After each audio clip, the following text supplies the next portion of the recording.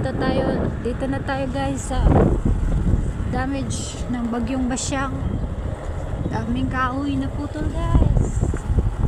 Tingnan nyo guys. Left and right, putol ang mga kahoy dahil sa bagyong Basyang. Ngayon lang naka-update ng na palpak guys.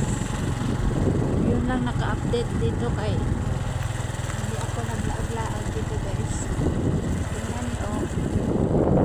So yan. Putol yan guys sa bagyong Basyang. Kalsada guys, tingnan nyo guys. So, tingnan nyo sapa guys. Yan ang mga kahoy guys. Tingnan nyo ang driver. Pinagwapong driver. Tingnan nyo guys ang kahoy. Pinutol sa bagyo. Sira-sira dito banda dahil damage na landslide. Ang tulay dati sira to. Ngayon marami na siya na close dahil inayos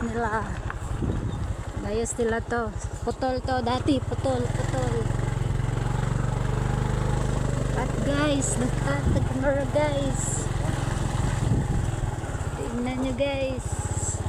Ay nana dahil sila ikuan labo buta, ang sa tawagan nila manay butang lab no ay gibutangan na maguro na manay balay na sira guys.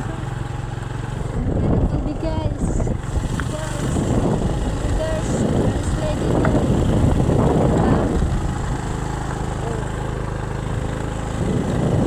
Ting landslide dyan.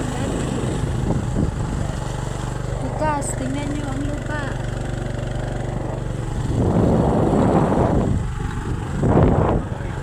Guys,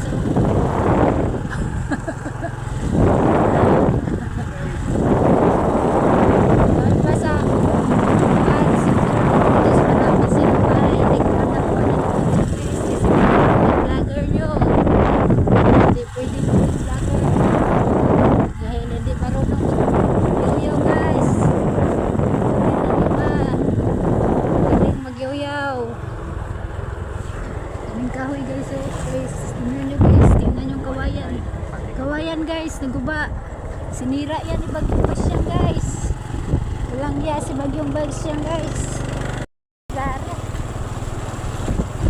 Basyang guys, nagsira ang mga bahay dito guys, tingnan nyo guys, daming damage guys.